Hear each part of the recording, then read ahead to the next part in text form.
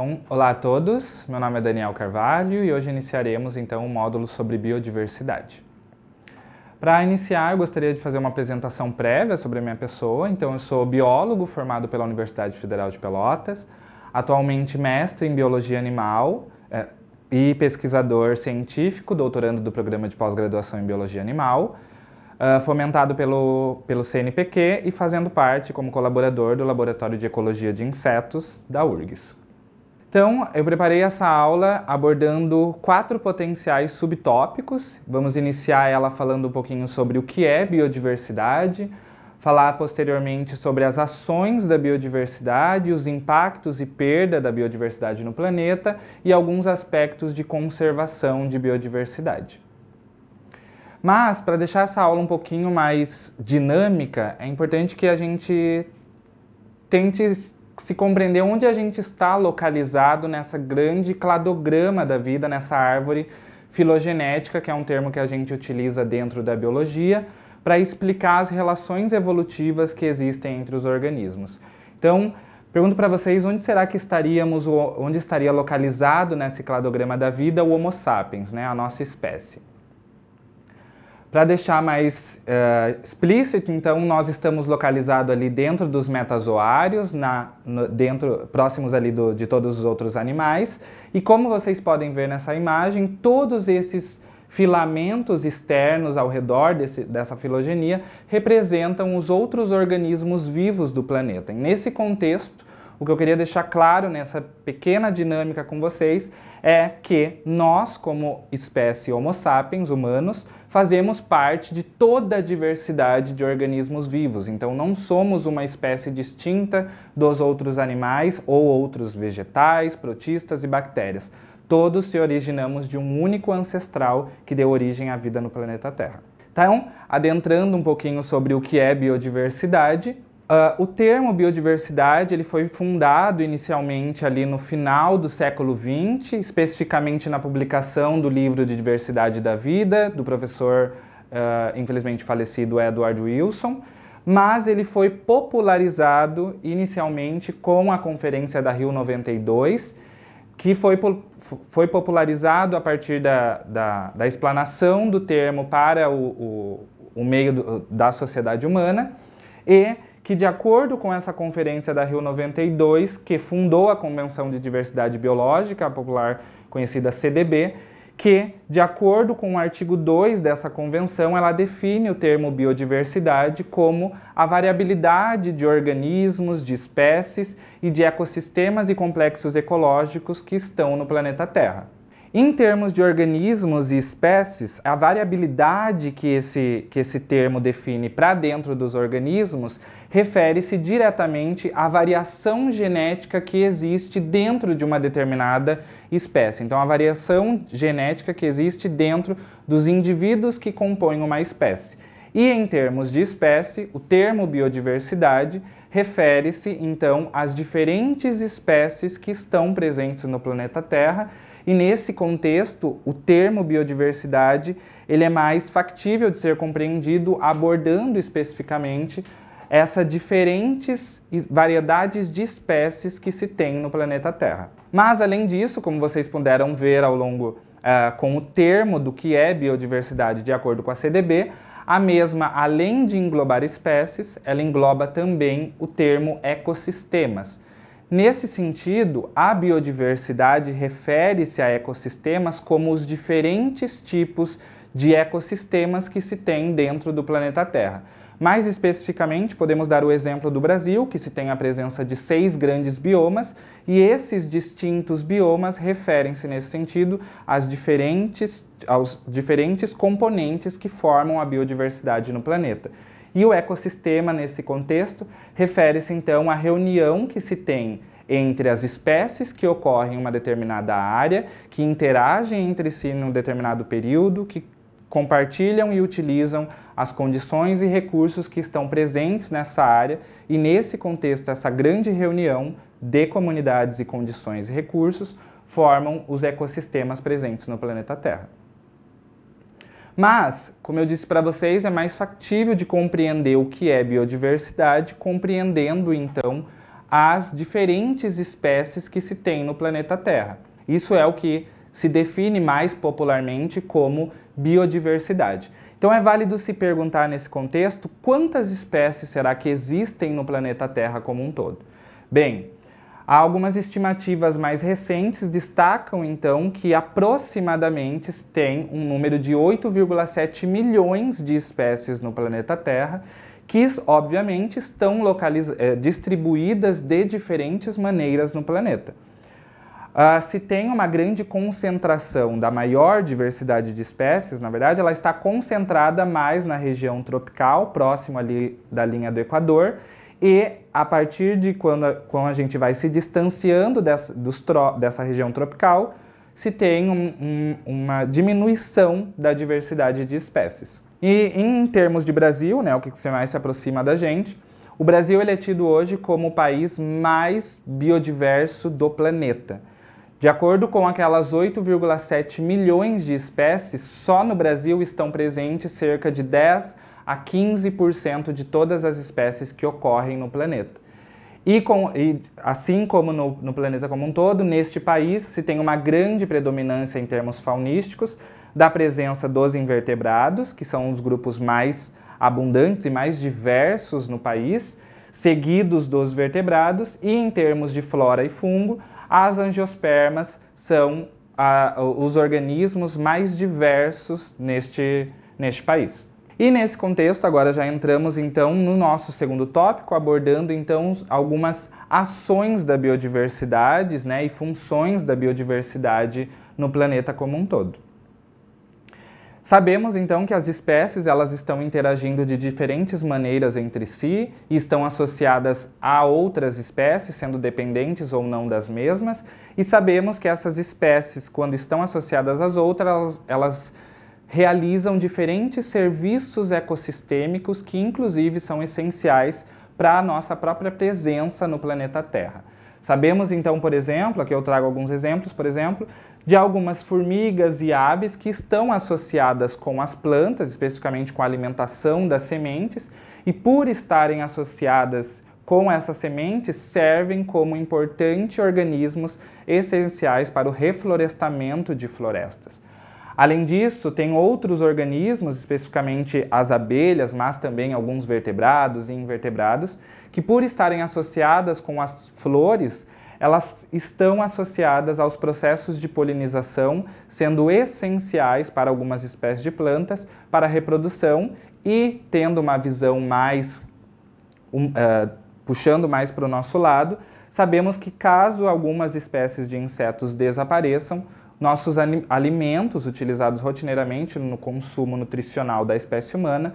estará desaparecendo. Então, só para trazer alguns aspectos acerca disso, sabemos que das 145 espécies de plantas que são cultivadas aqui no Brasil, 85 delas dependem da polinização, que, como eu disse para vocês,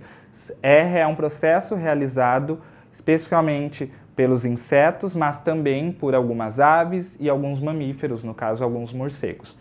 Para o Brasil, esse serviço ecossistêmico, em termos econômicos, representa 11 bilhões de dólares no ano. Então, ou seja, caso essas espécies desapareçam, teremos prejuízos superiores, obviamente, do que 11 bilhões de dólares para manter esses serviços ecossistêmicos em nível nacional. E nesse sentido, entramos então dentro do nosso terceiro tópico, abordando um pouco sobre os impactos e a perda da biodiversidade no planeta. São destacados 5 grandes processos que impactam diretamente sobre a biodiversidade, sendo estes estando diretamente associados com as ações humanas, sendo destacados então a superexploração dos recursos, a perda de habitat, a poluição, a mudança climática e a introdução de espécies exóticas. Então esses 5 fatores, ao interagirem entre si, estão associados com a perdas e impactos da biodiversidade, e agora a gente vai conseguir abordar detalhadamente cada um deles, para falar um pouquinho sobre como eles impactam diretamente nessa perda da biodiversidade. Em termos de superexploração de recurso, o termo superexploração refere-se diretamente a nossas capacidades de extrair toda uma quantidade de recurso e não deixar com que essa consiga se reproduzir e se manter no ecossistema, fazendo com que, então, uma espécie seja extinta por conta da nossa superexploração. Um exemplo nítido e claro disso é a pesca predatória, que, em grande escala, nós fazemos uma superexploração, capturando uma grande quantidade de peixes, especialmente com as redes de arrastro, sem pouco importar qual a espécie, se a espécie ela está em processo de reprodução ou não, e nesse contexto, ao extrair essa espécie do ambiente natural dela, ela não vai conseguir se reproduzir, porque pouco importa para a gente se ela está durante seu período reprodutivo ou não, e nesse contexto, essa espécie estará desaparecendo dos ambientes. E nós sabemos, conforme é destacado nesse gráfico, que a dependência da população humana por recursos marinhos, especialmente da pesca, vem aumentando cada vez mais, enfatizando nesse contexto de superexploração a necessidade das nossas mudanças e tipos de consumo que a gente tem na sociedade humana. Já em termos de perda de habitat, sabemos então que existem diferentes maneiras pela qual a espécie humana realiza esse processo de modificação dos ambientes naturais. Seja a partir do desmatamento, no qual foi destacado que o ano de 2021 foi o ano que a gente teve o maior índice de desmatamento em 15 anos, ou através dos processos de queimadas, que atualmente, no ano de 2024, se tem uma grande predominância de incêndios criminosos em âmbito do nosso território nacional, que vem modificando todo o habitat natural dos diferentes tipos de biomas e, nesse contexto, impactando diretamente na presença da biodiversidade presente no país mais megadiverso do planeta. Focando agora ainda dentro da perda de habitat, nós podemos dar um exemplo muito mais próximo do povo gaúcho. Sabemos então que de 1985 a 2021, o Pampa perdeu mais de 3,4 milhões de hectares de áreas nativas, essas terras foram modificadas especificamente por ações da agricultura e da silvicultura, que vem modificando diretamente as áreas nativas presentes nesse bioma, que inclusive tem uma expressiva diversidade de organismos, de espécies, nesse ambiente. Conforme o trabalho de Andrade e demais colaboradores, em 2023, mais de 12.500 espécies de animais estão presentes no bioma Pampa, o que representa 9% da diversidade total de espécies do Brasil, e que vem sofrendo com a perda de habitat desse bioma. Em termos de poluição, esse também é um outro efeito que tem caráter de redução da diversidade, da biodiversidade no planeta. Nós sabemos que, atrelado ao desmatamento, a modificação de habitat, a perda de habitat e a superexploração, como eu disse para vocês, esses fatores eles têm efeitos sinérgicos e acumulativos, porque não ocorrem isoladamente. Uma vez que essa poluição, com o aumento de emissões de gases de efeito estufa, por exemplo, e os processos de mineração, que além de poluir, também contribui para a perda de habitat natural, também tem um efeito na redução da diversidade biológica no planeta. E em termos de mudança climática, sabemos, como eu disse, que todos esses efeitos anteriores que eu disse, atrelado às mudanças climáticas, que, de modo geral, sabemos que as mudanças climáticas anteriormente elas ocorriam naturalmente, mas que atualmente todas essas ações humanas de poluição, perda de habitat, superexploração, vêm acarretando e agravando cada vez mais, ou nesse contexto, acelerando as mudanças climáticas no planeta, onde se tem estimativas de que a média de aquecimento global, a média da temperatura global para 2100 seja de mais de 4,5 graus acima do que se tem hoje para a média da temperatura, caso os países não tomem providência e regulem todos esses gases de efeito estufa, que são despendidos na atmosfera, especialmente pelos países mais ricos, como Estados Unidos e China, que são os países que mais emitem gases de efeito estufa. E o Brasil não fica atrás, o Brasil está na sexta posição como o país que mais emite gases de efeito estufa na atmosfera. E essa perspectiva de mudanças climáticas traz também outras perspectivas não acerca só das outras espécies que estão no planeta, como também da nossa própria espécie. Sabemos, por exemplo, que os países que mais sofrem com as mudanças climáticas são os países mais vulneráveis e que não são os que mais emitem gases de efeito estufa e, nesse contexto, não são os que contribuem mais com essas questões de mudança climática. E, nesse contexto, a nossa sociedade também precisa tomar providências sobre o que estaremos fazendo a respeito disso. E passando então para o último tópico sobre esses efeitos que têm ações sobre a perda da biodiversidade, sabemos que a introdução de espécie exótica dentro de um ambiente que não é natural para ela, ela também acarreta na diminuição da diversidade que se tem em uma determinada região. Todas as espécies elas estão distribuídas no planeta de diferentes maneiras, como eu disse para vocês, mas a introdução de uma espécie em um local que ela não se tinha uma distribuição, se sabe atualmente que essas espécies competem com as outras de forma superior, então não é uma competição igual, é uma competição desigual, e por serem competitivamente superiores às outras, elas ocupam os recursos e os nichos que são ocupados por essas outras espécies, e nesse contexto conseguem fazer com que elas desapareçam. E grande parte dessa introdução de espécies exóticas que se tem atualmente registrado, especialmente para as regiões costeiras, mas também para o ambiente terrestre, ela é causada especialmente por ações humanas, especialmente porque os humanos, ao se transportarem para outras regiões, levam essas espécies para outros locais e aumentam essa distribuição das mesmas, o que causa danos, inclusive econômicos, onde países atualmente gastam mais de 500 bilhões de reais ao ano para o controle dessas espécies invasoras. E aqui eu trouxe alguns exemplos, então, de algumas espécies invasoras que podem não ser comum para todos, mas sabemos, por exemplo, que a abelha Apis mellifera, ela é uma abelha de origem africana, que atualmente já tem uma grande distribuição no planeta como um todo, mas é uma espécie que, ao estar em outros países que não é da sua distribuição de origem, ela utiliza as flores ocupadas por outras espécies de abelhas nativas e, nesse contexto, impedem com que as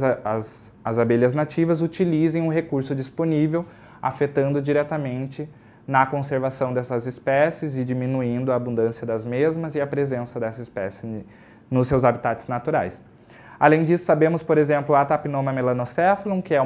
a formiga do açúcar, comumente conhecida por todos, também é uma espécie que foi distribuída por ações humanas, aumentou a sua distribuição especialmente por ações humanas, e essa espécie causa danos, especificamente nos nossos domicílios, mas, para além disso, são espécies que contribuem para a propagação de bactérias, especialmente em ambientes hospitalares, onde se tem um grande gasto de governos para o controle de algumas dessas espécies, não só dessa espécie de formiga do açúcar, mas também outras espécies. Em caso do mexilhão dourado, essa é uma grande espécie em ambiente natural que se tem hoje uma distribuição que não ocorre mais no seu habitat natural, e se sabe que essas espécies causam grandes problemas, especialmente nos ductos de esgotos, onde governos novamente gastam mais do que seria necessário para o controle dessas espécies. Além disso, aqui no Pampa também temos a presença da braquiária, que é uma espécie de gramínea que não é nativo dos campos pampeanos e, por estar presente atualmente, impacta também nas espécies que são nativas e que deveriam ocorrer no Pampa Gaúcho, propiciando de novo a perda de habitat. E essa utilização da braquiária, ela surgiu também com as ações humanas que foram trazendo essas espécies.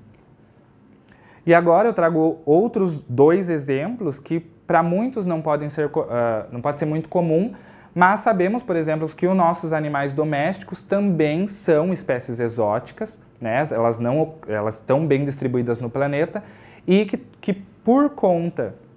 do abandono que a gente tem em grande escala, esses organismos estão indo para habitats naturais e por conta dos seus processos de predação e caça, os mesmos impactam diretamente na diversidade de espécies que se tem nas regiões. O Brasil, então, ele está entre os países com maior número de cães e gatos, e esses cães e gatos se tem trabalhos atualmente enfatizando que estão reduzindo a diversidade de espécies, especialmente para os gatos que caçam as aves nativas de algumas regiões. Dentro dos fatores, já que enquadramos esses 5 grandes fatores que impactam diretamente na perda da biodiversidade no planeta, nós precisamos entender como as espécies são enquadradas na lista vermelha de espécies ameaçadas de extinção, que é uma lista que enquadra de diferentes maneiras as espécies a partir do que se sabe do tamanho da população dessa espécie, do tipo de fator que impacta na presença dessas espécies no ambiente natural e que pode ser enquadrada ou como extinta, ou seja, a espécie desapareceu do planeta, ou que está criticamente ameaçada, em perigo, vulnerável, quase ameaçada ou pouco preocupante. No planeta como um todo, sabemos que mais de 35.500 espécies estão ameaçadas de extinção. Isso representa 28% de todas as espécies que são avaliadas. E como eu disse para vocês, existem mais de 8,7 milhões de espécies no planeta, então faltam trabalhos. E como não sabemos como essas espécies estão distribuídas devido ao déficit de estudos para todas as espécies, esse número, na verdade, ele pode estar sendo subestimado. E as espécies que mais sofrem com isso são os anfíbios, tubarões e os corais. E focando agora dentro do Brasil, os principais fatores que impactam para a inclusão das espécies nessa lista vermelha são a perda de habitat, especialmente pela implementação de áreas urbanas, a agricultura também e a mineração, que são os 3 grandes fatores que impactam diretamente na inclusão das espécies dentro dos 3 principais critérios, sendo as espécies vulneráveis, ameaçadas, criticamente ameaçadas ou que já foram extintas. E no Brasil, naquelas 35 espécies, 18 mil espécies estão enquadradas nas características da IUCN, da lista vermelha de espécies ameaçadas de extinção. Mas todos aqueles fatores que eu disse para vocês, de perda de habitat, de mudanças climáticas, todos eles servem justamente para enquadrar, então, as zonas quentes de biodiversidade, ou seja, os hotspots de biodiversidade, que basicamente são aquelas áreas onde a gente sabe que se tem uma grande diversidade de espécies e que essas áreas se tem uma redução devido à perda de habitat e por conterem uma grande diversidade de espécies, são áreas que são consideradas quentes e que precisam ser conservadas. No Brasil, nós temos 3 grandes áreas, o Cerrado, a Mata Atlântica e a Caatinga, e nesse contexto a Amazônia, como vocês podem ver, que é o que é popularmente destacado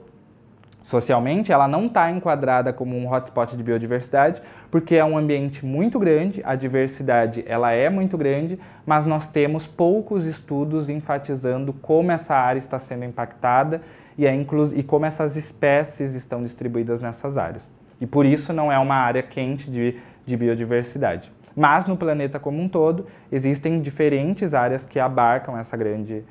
uma grande diversidade de espécies e que sofre com a perda do habitat. E nesse contexto, nós entramos então no nosso último tópico falando sobre a conservação da biodiversidade, alguns dos seus aspectos.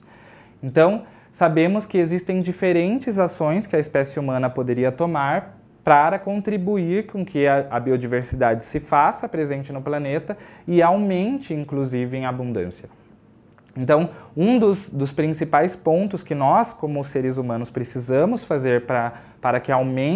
a biodiversidade esteja ainda presente no planeta como um todo é, até 2050, reduzir o nosso tipo de consumo devido especialmente àquilo que eu disse de superexploração de recurso, produzir de maneira sustentável, reduzir os nossos tipos de contaminação e diminuir, nesse contexto, as mudanças climáticas e o agravamento da mesma. E além disso, conservar e restaurar as áreas, especialmente aquelas áreas onde eu demonstrei para vocês, que são as áreas consideradas zonas quentes de biodiversidade, que mantêm uma grande diversidade de espécies como um todo. E como dependemos da biodiversidade devido aos seus diferentes serviços ecossistêmicos, especialmente a polinização, o reflorestamento, nós podemos utilizar desses serviços ecossistêmicos para manter a biodiversidade como um todo e modificar os nossos tipos de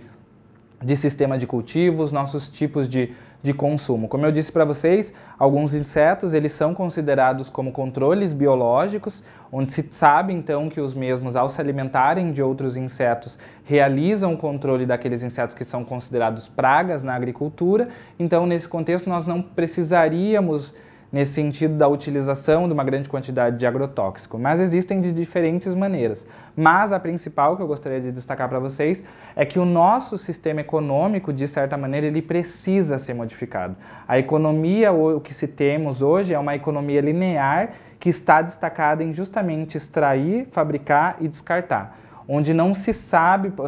por exemplo, o que se faz com o descarte, que auxilia cada vez mais com a poluição de áreas, com a perda de habitat, e uma economia circular, que é algo que eu deixo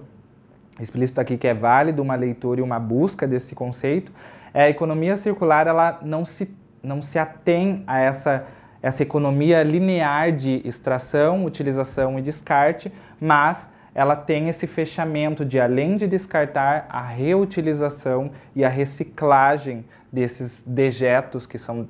deixados dentro da nossa economia, mas vale uma grande leitura sobre o tema. E além disso, a conservação da biodiversidade, ela está atrelada diretamente aos 17 tipos de Objetivos de Desenvolvimento Sustentável fomentado pela Organização das Nações Unidas, especificamente com os tópicos 15, 14 e 3, que sabemos então que ao conservar a biodiversidade, nós estamos contribuindo com os 17 objetivos. Mas, infelizmente, o que nós estamos observando atualmente para o nosso país é uma direção contrária à conservação da biodiversidade, auxiliando cada vez mais na perda da mesma. Sumarizando, então, um pouquinho dessa aula, os tópicos que eu gostaria de deixar bem enfatizado aqui para vocês é que a biodiversidade, então, ela representa, para além da diversidade de espécie, as diferentes interações e os diferentes ecossistemas que se tem no planeta, e que a biodiversidade ela é essencial para a nossa sobrevivência devido às diferentes funções e os diferentes serviços ecossistêmicos que diferentes espécies realizam. Sabemos, por exemplo, que os ecossistemas eles têm justamente a capacidade de preservar a nossa própria diversidade como espécie Homo sapiens, e que importantes ações precisam ser tomadas para a conservação da biodiversidade, mas especialmente que fazemos parte da biodiversidade. Não somos uma espécie distinta, somos uma espécie distinta das demais que estão presentes no planeta, mas temos uma origem em comum. Não somos uma parte totalmente diferente. Nós compartilhamos o mesmo planeta e precisamos da presença das mesmas para a nossa sobrevivência como um todo.